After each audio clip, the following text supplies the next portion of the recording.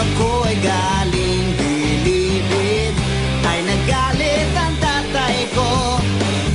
Di niya raw ako sisisihin kung ibang dahon ang gamit ko.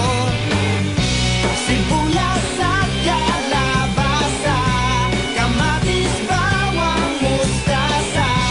Itigin mo ang luya at samahan ng patola.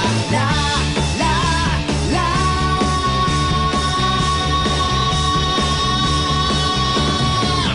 Kangkong, malunggay, bili na kayo ng gulay. Pagkat ako ang iyong kapitbahay, lagi akong magsusupply ng gulay.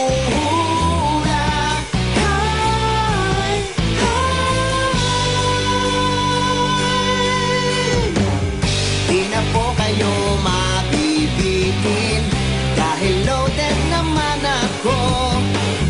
Kung mag-patrick sa aking bilihin, ay susoli ang bayad nyo.